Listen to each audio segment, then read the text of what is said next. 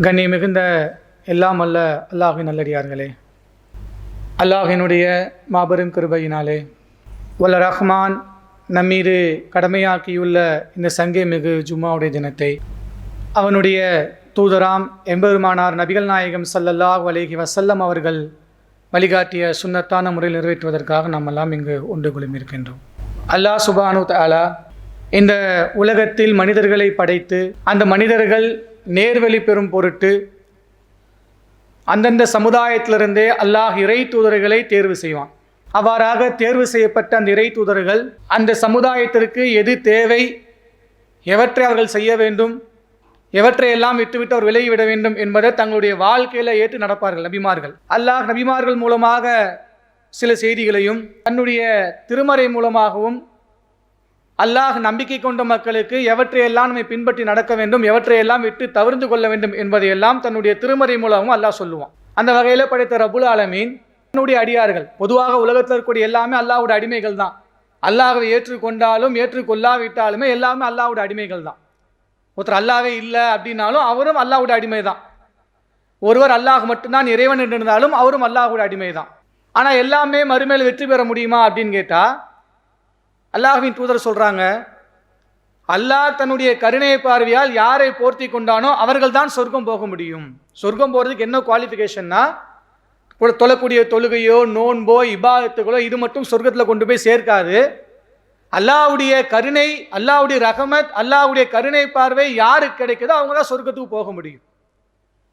அப்போ அல்லாஹ் தன்னுடைய கருணை பார்வை யாருக்கு கிடைக்கும்ட்டு அது ஒரு கேட்டகரி அல்லாஹ் பிரிக்கிறான். அல்லாஹ்வுடைய அறிவுரை எப்படி இருக்குன்னா, யா அய்யுகன் நாசன் அல்லாஹ் அழைப்பான், ஒட்டுமொத்த மக்களை எல்லாம் அழைப்பான். யா அய்யுகல்லதீன ஆமனுன்னு அல்லாஹ் அழைப்பான், அல்லாஹ்வை மட்டுமே நம்பி அவன் தூதரை மட்டுமே பின்பற்றக்கூடிய மக்கள் என்று அழைப்பான். இன்னொரு கேட்டது அல்லாஹ் சொல்றான், இபாதுர் ரஹ்மான், ரஹ்மான் கருணையாளனுடைய அடியார்களே.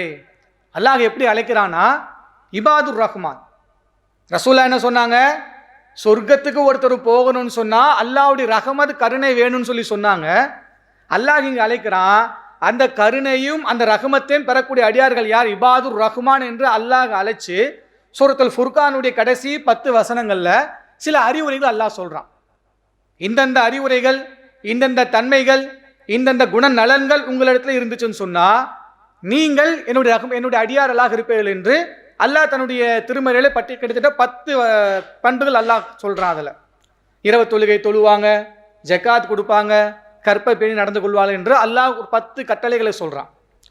அதில் அல்லாஹ் முதல்ல ஆரம்பிக்கக்கூடிய வார்த்தை என்னன்னா, இபாதுர் ரஹ்மான் அல்லதீன யம்ஷூன அலல் அர்லி ஹவுனா. அல்லாஹ் சொல்லக்கூடிய முதல் ஃபர்ஸ்ட் கட்டளை என்னன்னா, இபாதுர் ரஹ்மான் அல்லாஹ்வின் அடியார்கள். அவங்க எப்படிப்பட்டவங்க தெரியுமா, அல்லதீன யம்ஷூன அலல் அர்லி ஹவுனா, அவர்கள் பூமியில பணிவுடன் நடப்பார்கள். நாம அல்லாஹ் ரஹ்மானுடைய அடியாராக இருக்கணும்னு சொன்னா அல்லாஹ் நம்மள்கிட்ட எதிர்பார்க்கக்கூடிய ஃபர்ஸ்ட் குணம் என்னன்னா, பூமியில அவர்கள் பணிவானவர்களாக நடப்பாங்க, பணிவோடு இருப்பாங்க, பெருமை இல்லாமல் இருப்பாங்க. தனக்குன்னு ஒரு கெத்து, நான் ஒரு பெரிய ஆளு, நான் நல்லா படித்தவன், பெரிய வேலையில் இருக்கிறேன், பெரிய ஸ்டேட்டஸில் இருக்கிறேன், நான் ஓனராக இருக்கிறேன், இந்த மாதிரி எந்த குணங்களும் தன்னிடத்தில் இல்லாமல் பணிவுடையவர்களாக அவர்கள் இருப்பார்கள். அப்போ நம்மக்கிட்ட ஒரு கேள்வி வரலாம், நான் பணிவாக தானே இருக்கிறேன், எனக்கு எந்த விதமான திமிரும் கிடையாது, நான் யாரை அடக்கி ஒடுக்கலையே, நான் பணிவாக தானே இருக்கிறேன், எனக்கு எந்த விதமான அதிகாரமோ ஆற்றலோ இல்லையே அப்படின்ட்டு நம்முடைய உள்ளத்துக்குள்ள ஒரு எண்ணம் வரலாம். நம்மளுடைய பார்வையில் பணிவு அப்படின்னு என்னென்னா, ரோட்டில் வருவோம், டிராஃபிக்கில் நிற்போம், பின்னாடி ஒருத்தர் ஹார்ன் அடிச்சுக்கிட்டே இருப்பார், டென்ஷனாக இருக்கும், பின்னாடி திரும்பி பார்ப்போம், அவர் நம்மளையோட கொஞ்சம் பலம் குன்றியவராக எந்திரிச்சு வந்தால் நம்மளால் அவர் அடிக்க முடியும்னு கூடிய நம்ம பலமான ஆளாக, அவர் பலவீனமான ஆளாக இருந்தால் அப்போ கோவப்படுவோம், ஏன்பா அடிச்சுட்டு இருக்கிற, சும்மா இருப்பான்னு கத்துவோம். அதே நேரம் நம்மளை டிஸ்டர்ப் பண்ணுறவர் நம்மளுடைய பவர்ஃபுல்லான ஆளாக இருந்தால் பார்க்கவே கை வச்சா திரும்ப அடிக்கிற மாதிரி இருக்கிறான் அப்படின்னு என்ன பண்ணுறோம், அமைதி ஆயிடுவோம். அப்போ நம்முடைய பார்வையில் இதுதான் பணிவுங்கிறது. நம்மளுடைய பலம் பொருந்திய ஆட்கள் இடத்துல நம்ம அமைதியாக போகிறோமே, அதை தான் நம்ம பணிவின்னு நம்பிட்டு இருக்கிறோம். அதெல்லாம் உலக ரீதியான விஷயங்கள். எல்லா இடத்துலையும் நிச்சயமாக அல்லாஹ் எந்த இடத்துலையும் பெருமை கொள்வதற்கு யாருக்கும் அல்லாஹ் அனுமதி கொடுக்கவே கிடையாது. நான் ஒரு பேச்சாளராக இருக்கிறேன், நான் ஒரு தாயாக இருக்கிறேன், ஒருத்தர் வர்றாரு என்கிட்ட ஒரு விஷயம் சொல்கிறாரு, நான் நினைக்கிறேன் என்னடா இவருக்கு இந்த சின்ன சாதாரண ஒரு 4 இஸ்லாத்தை பற்றி நாலேஜ் கூட இல்லையே என்று நான் அப்படி நினைச்சாலும் கூட அதுவும் பெருமைக்குரிய இலக்கணம் தான். நான் எதுக்கு பெருமைப்பட்டுக்கணும்? நான் எதுக்கு ஆணவமாக அகங்காரமாக இருந்துக்கணும்? என்னால் மட்டுமே ஒரு காரியத்தை செய்ய முடியும், அதுக்கு எந்த விதமான சோர்ஸும் தேவையில்லை, எந்த விதமான உதவியுமே தேவையில்லை என்ற ஒரு எண்ணம் வந்துச்சுன்னா நான் பெருமை அடிக்கலாம். அப்படி இந்த உலகத்தில் யாராவது இருக்க முடியுமான்னு கேட்டால், ஒருவர் உயர்நிலைக்கு வருவதற்கு இன்னொருத்தர் தோத்து போயிருக்கணும். ஒருத்தர் ஃபர்ஸ்ட் ரேங்க் எடுக்கிறதுக்கு இன்னொருத்தர் செகண்ட் ரேங்க் எடுத்துருக்கணும். ஒருத்தர் பிஸ்னஸில் டாப்பாக வர்றவர் வந்தார்னா இன்னொருத்தர் அந்த லெவலை விட்டு கீழே இறங்கி இருந்திருக்கணும். அப்போ உலகத்தில் நாம் பெருமை அடிக்கிறதுக்கு நமக்கு எந்த விதமான வாய்ப்பையும் அல்லாஹ் கொடுக்கல. அல்லாஹ் மட்டும்தான் அவனே எல்லாத்தையும் செய்து கொள்ள முடியுவனாக இருக்கிறான். அப்போ பூமியில் நம் பணியோடு நடக்க வேண்டும் என்று அல்லாஹ் சொல்கின்றான்.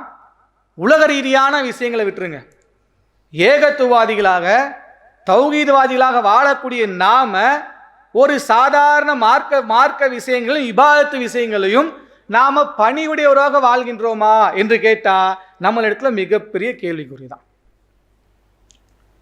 நம்முடைய பார்வை எப்படி இருக்குது?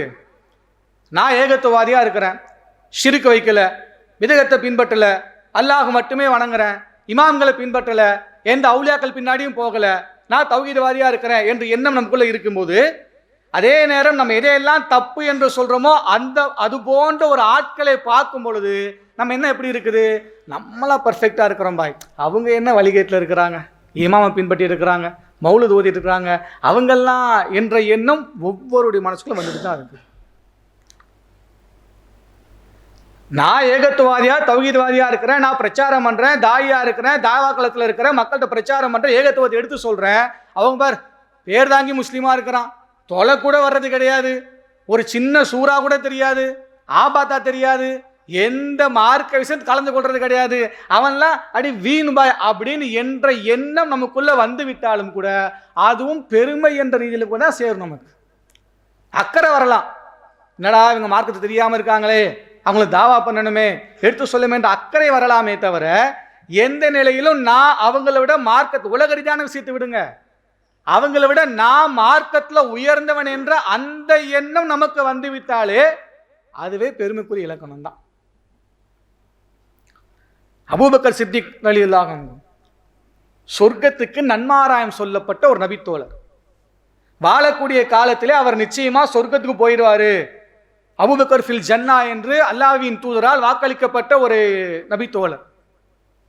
அல்லாஹ் தன்னுடைய திருமறை குர்ஆன்ல அபூபக்கர் சித்திக்கை பற்றி மறைமுகமா அல்லாஹ் சொல்லி காட்டுறான். அந்த குகையில முகமது அவர் தோழரோடு இருந்தார் என்று அபூபக்கர் சித்திக்கை பற்றி அல்லாஹ் சொல்றான். எந்த நன்மையான காரியங்கள் இருந்தாலும் அவற்றில் அபூபக்கர் சித்திக் அவருடைய பங்கு இல்லாமல் இருக்கவே இருக்காது. இஸ்லாத்துடைய முதல் கலீஃபா, சொர்க்கத்துக்கு வாழும் பொழுது நன்மாராயம் சொல்லப்பட்டவர்கள், அல்லாஹ்வின் தூதரால் அதிகம் அன்பு காட்டப்பட்ட அந்த அபூபக்கர் சித்திக் அவர்கள் ரசூலுல்லாஹ்ட்ட வந்து கேட்குறாங்க, அல்லாஹ்வின் தூதரே, நான் தொழுகையில் ஓதுவதற்கு எனக்கு ஒரு துவாவை கற்றுக் கொடுங்க. கேட்கறது யாரு? சொர்க்கத்திற்கு உலகத்தில் வாழும் பொழுதே அபூபக்கர் ஃபில் ஜன்னா என்று அல்லாஹ்வின் தூதரால் அல்லாஹ்வால் வாக்களிக்கப்பட்ட ஒரு மனிதர், ஒரு தோழர் ரசூலுல்லாஹ்ட்ட கேட்குறாங்க, அல்லாஹ்வின் தூதரே, எனக்கு தொழுகையில் ஓதுவதற்கு ஒரு துவாவை கற்றுக் கொடுங்க. ரசூலுல்லாஹ் கற்றுக் கொடுக்குறாங்க. யாரு கற்றுக் கொடுக்குறாங்கன்னா சொர்க்கத்துக்கு நன்மாராயம் சொல்லப்பட்ட அந்த தூதருக்கு சொல்லி காட்டுறாங்க. என்ன துவா ரசூலுல்லாஹ் சொல்றாங்கன்னா, அத்தகாயத்தை ஓதக்கூடிய துவா, அல்லாஹும்ம இன்னி லலம்து நஃப்ஸி ஃபக்ஃபிர் லி ஃபஇன்னஹு லா யஃபிரு துனூப இல்லா அன்த. முதல் வார்த்தை என்ன ஸ்டார்ட் ஆகுதுன்னா, அல்லாஹும்ம இன்னி லலம்து நஃப்ஸி, என் இறைவா எனக்கு நானே அநியாயம் செய்து கொண்டேன், எனக்கு இறைவா நானே பாவம் செய்து கொண்டேன். யார் ரசூலுல்லாஹ் கேட்க சொல்றாங்க? சொர்க்கத்துக்கு நன்மாராயம் சொல்லப்பட்ட பூமியில சொர்க்கம் கண்டிப்பா போவார் என்று அல்லாஹ்வாலும் அவனுடைய தூதராலும் வாக்களிக்கப்பட்ட அபூபக்கர் சித்திக் அவங்கள பார்த்து ரசூலுல்லாஹ் சொல்றாங்க, அபூபக்கரே, நீங்க அல்லாஹ்ட்ட துவா செய்யுங்க. என்ன துவா செய்யணும்? அல்லாஹும்ம இன்னி லலம்து நஃப்ஸி, இறைவா எனக்கு நானே அநியாயம் பண்ணிக்கிட்டேன், நான் தப்பு பண்ணிட்டேன், என்னுடைய பாவத்தை நீ மன்னிச்சிடு என்று அல்லாஹ்விடத்தில் நீங்கள் துவா செய்யுங்க, தௌபா செய்யுங்கள் என்று அல்லாஹ்வின் தூதர் அவர்கள் தன்னுடைய தோழர் கற்றுக் கொடுக்குறாங்கன்னா, இன்னைக்கு நம்ம நிலைமை என்ன? அந்த மாதிரி என்னைக்காவது ஒரு நாள் என்னுடைய மறுமை நிலை என்ன ஆகும் எனக்கு தெரியவே தெரியாது. யோசிச்சு பார்த்துருக்கோமா? இறைவா நிறைய தவறு செஞ்சுட்டேன், பாவத்தை நீ மன்னிச்சு விடு, அல்லாஹ்விட தௌபா செஞ்சிருக்கிறோமா? பெரும்பாலான மக்கள் துவா கேட்கறதே கிடையாது. அஸ்ஸலாமு அலைக்கும் வரஹ்மத்துல்லாஹ்னு சொல்லி இமாம் சலாம் கொடுத்த அடுத்த கணமே அரை மணி நேரம் ஆஃப் பண்ணி செல்ஃபோன் எடுத்து உடனே பார்த்துருவோம். என்ன வாட்ஸ்அப் மெசேஜ், என்ன எத்தனை மிஸ் கால், எத்தனை ஃபோனு, ஃப்ளைட் மோடில் போட்டால் கூட வாட்ஸ்அப் மிஸ் கால் இருந்தாலும் அதை கூட பார்ப்போம். நம்ம அதிகபட்சமாக 5 நிமிஷம் துவா கூட செய்வதற்கு நம்ம வாய்ப்பு நமக்கு நாமே வாய்ப்பு கொடுக்கறது இல்லை. ஆனால் யாரை விமர்சிக்கிறோம்? கூட்டு துவா ஓதுறாங்க, அது தப்பு, கூட்டு துவா ஓதுறது கிடையாது. ஆனால் நான் தனிப்பட்ட முறையில் துவா செய்வதும் கிடையாது. அப்போ நமக்குள்ள என்ன நினைப்பு? நான் தௌஹீத்வாதி ஏகத்துவாதியாக இருக்கிறேன், எனக்கு அது போதும். ரசூலுல்லாஹ் சொல்கிறாங்க, அபூபக்கர் சித்திக்கு கற்றுக் கொடுக்குறாங்க, அல்லாஹும்ம இன்னி லலம்து நஃப்ஸி, அபூபக்கரே நீங்கள் அல்லாஹ்ட்ட கேளுங்க, இறைவா எனக்கு நானே அநியாயம் செய்து கொண்டேன், ஃபக்ஃபிர் லி, என் பாவத்தை நீ மன்னிச்சு விடு. நீ என் பாவத்தை மன்னிக்காட்டி என் பாவத்தை மன்னிக்க விடுவேன் யாருமே இல்லை, இறைவா என் பாவத்தை நீ மன்னிச்சிடுன்னு சொல்லி அபூபக்கர் சித்திக் அவர்களுக்கு அல்லாஹ்வின் தூதர் கற்றுக் கொடுக்குறாங்கன்னா அதுதான் பணிவு என்பது.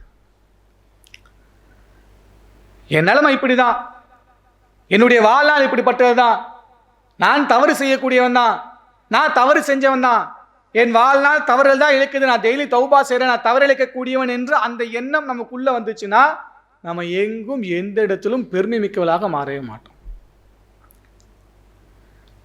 தாவா காலத்தில் நம்ம இருக்கிறோம், பிரச்சாரத்தில் இருக்கிறோம், நாம் எல்லாருமே தவறு செய்யக்கூடியவர்கள், எல்லாமே பாவம் செய்யக்கூடியவர்கள். அல்லாஹ் நமக்கு தௌஹீதை கொடுத்துருக்கிறான்னா, ஏகத்துவத்தை கொடுத்துருக்கிறான்னா அல்லாஹ் எனக்கு நாடியதால் கொடுத்துருக்கிறான். அல்லாஹ் நாளைக்கு என்ன மாற்றிட்டு என் இடத்துல வேற ஒரு ஆளை கொண்டு வந்து வைக்கலாம். நான் யாரை பார்த்து ரொம்ப கீழா இருக்கிறவன், எனக்கு மார்க்கமே தெரியாது, எனக்கு ஒன்றுமே தெரியாது, இவெல்லாம் குப்பன்னு சொல்லி நான் யாரை நினைக்கிறேனோ அந்த நிலைக்கு அல்லாஹ் என்னையும் மாற்றிடுவான் என்ற அந்த எண்ணம் நமக்குள்ள வந்துருச்சுன்னா நாம பணிவிடைவர்களாக மாறிடுவோம். ஏன்னா நேர்வழிங்கிறது சாதாரண விஷயம் கிடையாது. நபிகள் நாயகம் ஸல்லல்லாஹு அலைஹி வஸல்லம் அவர்கள் அழுத மரணங்கள்னா ரொம்ப விரல் விட்டு எண்ணிடலாம். சில மரணம் ரசூலுல்லாஹ் அழுது இருக்கிறாங்க, பல நேரங்கள் ரசூலுல்லாஹ் வருத்தப்படுவாங்க. அழுத மரணங்கள்லாம் ரொம்ப ரொம்ப சில மரணங்கள் ரசூலுல்லாஹ் அழுத மரணங்கள். அதில் ஒன்று யாருன்னா அல்லாஹ்வின் தூதருடைய பெரிய தந்தை அபூ தாலிபுடைய மரணம். அபூ தாலிப் மரண தருவாயில் இருக்கிறாங்க. நபிகள் நாயகம் ஸல்லல்லாஹு அலைஹி வஸல்லம் அவர்கள் போய் பார்க்குறாங்க, பார்த்து தாவா பண்ணுறாங்க, பெரிய தந்தையே லா இலாஹா இல்லல்லாஹ் சொல்லிடுங்க, நான் உங்களுக்காக வேண்டி அல்லாஹ் இடத்துல மறுமையில் பரிந்துரைக்கிறேன் அப்படின்னு சொல்லிடுறாங்க. அந்த பக்கம் மக்கத்து குறைஷிகள் என்ன பண்ணுறாங்கன்னா, அபூ தாலிபை நீ சொல்லிடாத, நீ இறை மறுப்பாளராகவே மௌத்தாப்போ, நீ முகமதுடைய மார்க்கத்தை ஏற்றுக்கிட்டேன்னா உங்களுடைய பொம்பளைங்க உங்களுடைய பெண்கள்லாம் உங்களை கேலி கிண்டல் பண்ணுவாங்க, அதனால் நீ முகமதுடைய மார்க்கத்தை ஏற்றுக்காம உன்னுடைய பாட்டன் முப்பாட்டன் மார்க்கத்திலேயே மரணிச்சு போய் என்று அந்த பக்கம் தாவா பண்ணுறாங்க. 2 சைடு தாவா நடக்குது, 2 பேர் அழைப்பு பண்ணி கொடுக்குறாங்க. நம்முடைய பார்வையில் யாருடைய பவர்ஃபுல்லாக வெயிட்டான தாவாவாக இருக்கும்? ரசூல் ஸல்லல்லாஹு அலைஹி வஸல்லம் அவங்களுக்கு அல்லாஹ் என்ன சிறப்பு கொடுத்துருக்கான்? அவங்க ஒரு வார்த்தை சொன்னால் அந்த வார்த்தையில் பல ஆயிரம் அர்த்தங்கள் பொதிந்திருக்கும். அவ்வளோ சிறப்பு நாவன்மைக்கு அல்லாஹ்வின் தூதர் அவர்கள். வகி இறங்கக்கூடியவங்க, மார்க்கத்தில் தொடர்பு இருக்கிறவங்க, தாவா காலத்தில் ரொம்ப வீரியமாக இருக்கிறவங்க, அவங்க பிரச்சாரம் பண்ணால் நேர்வழி கிடைக்காமல் போயிடுமா? நம்முடைய பார்வையில் அதுதானே. அல்லாஹ் அங்கே என்ன பண்ணுறான்னா அபூ தாலிபுக்கு இஸ்லாத்தை கொடுக்காம நேர்வழி கொடுக்காம இறை மறுப்பாளராகவே மரணிக்க வச்சிடுறார். அது அவர் இஸ்லாத்தை ஏற்றுக்காமல் இருக்கிறதுக்கு சொன்ன காரணம் இருக்குது, ரொம்ப ரொம்ப ரொம்ப சில்லியான ஒரு காரணம். அவர் காரணம் சொல்கிறார், முகமதே நான் உன்னுடைய மார்க்கத்தை ஏற்றுக்கிட்டேன்னா எங்கள் வீட்டில் இருக்க பெண்கள்லாம் எனக்கு கிண்டல் பண்ணுவாங்க, அதனால் உன் மார்க்கத்தை ஏற்றுக்க மாட்டேன். வேறு ஏதாவது பெரிய கொள்கை விளக்கமோ வேறு ஏதாவது டீட்டெயிலான எக்ஸ்பிளைனாக மார்க்குமோ அதெல்லாம் அவர் சொல்லவே இல்லை. ரொம்ப சிம்பிளாக சொல்கிறாரு, நான் ஒருவேளை முஸ்லீமாக மாறிட்டேன்னா என் வீட்டில் இருக்க பெண்கள்லாம் கிண்டல் பண்ணுவாங்க, அதனால் நான் முஸ்லீமாக மாற மாட்டேன்னு இறை மறுப்பாளராகவே மரணிச்சிடுறாரு. அப்போ அல்லாஹ்வின் தூதரவர்கள் அந்த வீட்டை விட்டு அழுதுகிட்டே வெளியே வர்றாங்க. ஏன்னா அல்லாஹ்வின் தூதரவர்களுக்கு ரொம்ப ஹெல்ப்ஃபுல்லாக இருந்தாங்க. ரசூல் ஸல்லல்லாஹு அலைஹி வஸல்லம் அவர்கள் இஸ்லாத்துக்கு இவர் வர வேண்டும் என்று ரொம்ப ஆசைப்பட்டு தாவா பண்ணாங்க. எப்படியாவது முஸ்லீமாக வந்துடுங்க, நான் உங்களுக்கு அல்லாஹ்ட சாட்சி சொல்கிறேன், நான் பரிந்துரைக்கிறேன் என்று அல்லாஹ்வின் தூதரவர்கள் அவ்வளோ வற்புறுத்தி அவ்வளோ கட்டாயப்படுத்தி தாவா பண்ணாலும் இஸ்லாத்தை ஏற்றுக்கிற அந்த கஷ்டத்தை அல்லாஹ்வின் தூதரவர்கள் அழுதுகிட்டே வெளியே வர்றாங்க. அப்போ அல்லாஹ் ஒரு வசனத்தை இருக்கிறான், இன்னக லா தஅதி மன் அஹ்பப்த, நபியே நீர் நாடியவருக்கெல்லாம் உம்மால் நேர்வழி காட்ட முடியாது. வலாக்கின் அல்லாஹ் யஹ்தி மன் யஷா, மாறாக இந்த நேர்வழி இருக்குதே, யஹ்தி மன் யஷா, மாறாக நேர்வழி என்பது நான் யாருக்கு நாடுகின்றேனோ அவர்களுக்குத்தான் கிடைக்கும். நீங்க நாடிட்டீங்க, உங்க பெரிய தகப்பனாரு ரொம்ப அன்பு வச்சிருக்கிறவரு, ரொம்ப பாசம் வச்சிருக்கிறவரு, அதனால் நேர்வழி கிடைக்கணும் அப்படி நீங்க அழுகிறனாலையோ கஷ்டப்படுறதுனாலையோ புலம்புறனாலையோ அதனாலெல்லாம் நேர்வழி கொடுத்துட முடியாது. வலாக்கின் அல்லாஹ் யஹ்தி மன் யஷா, மாறாக நான் யாருக்கு நாடுறனோ அவங்களுக்கு தான் நேர்வழி கொடுப்பேன். அப்ப அல்லாஹ் இன்றைக்கு நம்மளை எல்லாம் நாடி நேர்வழி பெற்றவர்களாக அல்லாஹ் ஆக்கி வைத்திருக்கான்னா, அல்லாஹ் ஒருத்தருக்கு நேர்வழியை கொடுக்கலன்னா நாம எப்படி பார்க்கணும்னா, அல்லாஹ் என்னை தேர்வு செய்திருக்கிறான், அவர்களை தேர்வு செய்யவில்லை. படைத்த ரப்புல் ஆலமீன் எப்பொழுது வேண்டுமானாலும் என்னுடைய நிலைமையை மாற்றலாம் என்ற அந்த பயம் வந்துச்சுன்னா நாம பணிவுடையவர்களாக ஆகிறோம். இன்னைக்கு ஒரு தௌஹீத்வாதி ஏகத்துவவாதியுடைய உள்ளம் எப்படி இருக்குன்னா, அவங்கெல்லாம் வேற கொள்கையில் இருக்காங்க பாய், அவங்கெல்லாம் சரி கிடையாது. அவங்கள பார்க்கும் பொழுது ஒரு இலக்காரமாக ஒரு ஒரு கேலி கிண்டல் தோரணையில் பார்க்கக்கூடிய காரணத்தினால தான் அவங்களுடைய காதில் கூட போய் மார்க்கம் சேர மாட்டேங்குது. நம்ம பணிவுனா உலக ரீதியான விஷயங்களை பார்க்குறோம், அதில் நிச்சயமாக இருக்கணும். ஆனால் அதை தாண்டி என்னுடைய மறுமை வாழ்க்கை, நான் கொண்டிருக்கக்கூடிய கொள்கை, என்னுடைய மார்க்கம், என்னுடைய ஈமான், இந்த விஷயத்தில் என்னுடைய பணிவு எப்படி இருக்குது, இந்த விஷயத்தில் என்னுடைய நிலைமை எப்படி இருக்குது, நான் பணிவுடையவனாக இருக்கிறேனா, அல்லாஹ் கொடுத்த இந்த நேர்வழிக்கு நான் நன்றியுள்ளவனாக இருக்கிறேனா, அல்லாஹ் கொடுத்த நேர்வழியை காப்பாற்றிக் கொள்ள தகுதியுடையவனாக இருக்கிறேனா, இந்த நேர்வழியை இந்த ஏகத்துவத்தை பிற மக்களுக்கு எடுத்து சொல்லக்கூடியவனாக இருக்கிறேனா என்பதை நம்ம யோசிச்சு பார்த்தோம்னா எந்த நிலையிலும் அந்த ஒரு நான் தௌஹீத்வாதி, நான் ஏகத்துவாதி என்ற பெருமையோடு கர்வத்தோடு உலகத்தில் எங்கேயுமே நடக்க மாட்டோம். அல்லாஹ் நம்ம எதிர்பார்க்கக்கூடிய முதல் பண்பு இபாதுர் ரஹ்மான் அல்லதீன யம்ஷூன அலல் அர்லி ஹௌனா, அவர்கள் பூமியில் பணிவோடு நடப்பாங்க. எல்லா விஷயத்திலையும் எல்லா இடத்துலையும். ரசூலுல்லாஹ் ஆயிஷா கேட்குறாங்க, அல்லாஹ்வின் தூதரே, நீங்கள் தான் சொர்க்கத்து நன்மாராயம் சொல்லப்பட்டவராச்சே, நீங்கள் ஏன் உங்களுடைய கால்கள் வீங்கும் நின்று தொழுகிறீங்க? ரசூலுல்லாஹ் சொல்கிறாங்க, ஆனால் அபுதன் சுக்கூரா, நான் அல்லாஹ்விற்கு நன்றியுள்ள அடியானாக இருக்க வேணாமா, அதனால தான் தொழுகிறேன். ரசூலுல்லாஹ் சொல்கிறாங்கன்னா, ஒரு நாளைக்கு 70 முறைக்கும் அதிகமாக அல்லாஹ்ட்ட தௌபா செய்வேன். சொர்க்கத்துக்கு நன்மாராயம் சொல்லப்பட்டவரே அல்லாஹ்ட்ட அதிகமாக தௌபா செய்திருக்காங்கன்னா அவங்க தன் நிலைமை புரிஞ்சிருக்கிறாங்க, அல்லாஹ்வை பணிவாக தன்னை அர்ப்பணித்துக் கொள்கின்றாங்க. ஆனால் இன்றைக்கு நம்ம நிலைமை அதற்கு மிகவும் முற்றிலுமாக மாறுபட்டு இருக்கிறது. அப்போ பணிவை மேற்கொள்வது எல்லா இடத்திலும் நிச்சயமாக கட்டாயமாக உண்டாக இருக்கிறது. அதிலும் மிக ஆழமாக மிக முக்கியமாக நாம் கொண்டிருக்கக்கூடிய இந்த கொள்கை, இந்த மார்க்கம், இந்த இஸ்லாம், நான் ஏற்றக்கூடிய இந்த வாழ்க்கையில், இந்த கொள்கையில் அல்லாஹ்வுடைய அடிமை என்பதை ஒவ்வொரு நேரத்திலும் ஒவ்வொரு நிமிடத்திலும் எல்லாத்தையும் பார்க்கும்போது, எதை சந்திக்கும் பொழுதும் அதை மிக ஆழமாக ஏற்றுக்கொண்டோமையானால் எந்த இடத்திலும் கர்வம் வராதவர்களாக ஆகிடுவோம். அப்படி யாருக்கு கர்வம் இல்லையோ அவர்களை தான் படைத்த ரப்புல் ஆலமீன் விரும்புகின்றான். அப்படி அல்லாஹ்வுடைய அன்பை பெறக்கூடிய மக்களாக மாறிக்கொள்ளும் என்று கூறிக்கொண்டு இந்த முதலாம் அமரை நிறைவு செய்யும். அஸ்ஸலாமு அலைக்கும் வரஹ்மத்துல்லாஹி வபரகாத்துஹு.